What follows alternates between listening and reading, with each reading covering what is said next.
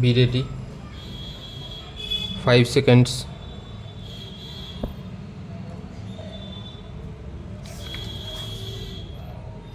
Start. The petitioner is permanent resident of state of Madhya Pradesh. Respondent number 3 filed a complaint under section 151 of Electricity Act 2003 against him along with one Subhas, son of Onkar. Respondent number 3 conducted the raid in the premises of the petitioner and found the electricity theft, which is punishable under section 135 and 136 of the Electricity Act. Panchnama number 4044/24 dated 7th of July 2011 was prepared and loss of energy was assessed of rupees 18,252 with compounding fees of rupees 1,000. In the complaint case, after receipt of summons, the petitioner appeared and pleaded for compounding, and the learned trial court had closed the complaint by way of compounding. After closure of aforesaid case, the petitioner filed an application under section 6 (1) of the RTI Act 2005 on 19th of January 2017 before Public Information Officer for providing copy of notice by which amount of rupees 18,252 compounding fees and its acknowledgement were demanded from him. When the aforesaid information was not provided, he preferred an appeal before the first appellate authority under section 19(1) of the RTI Act. When the first appellate authority has not decided the appeal, he preferred second appeal before the State Information Commission.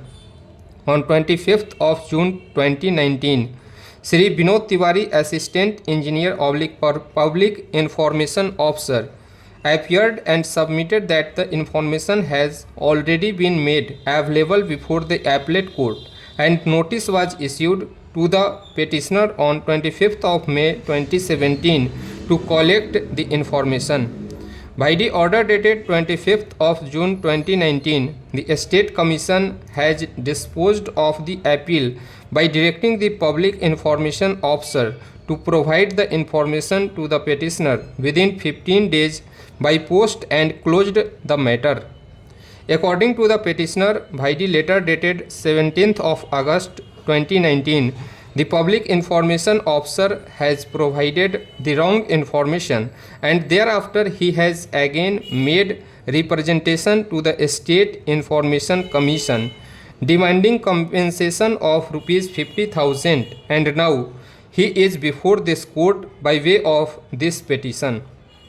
By way of this writ petition, the petitioner is demanding information under the Right to Information Act 2005 from respondent numbers 2 and 3.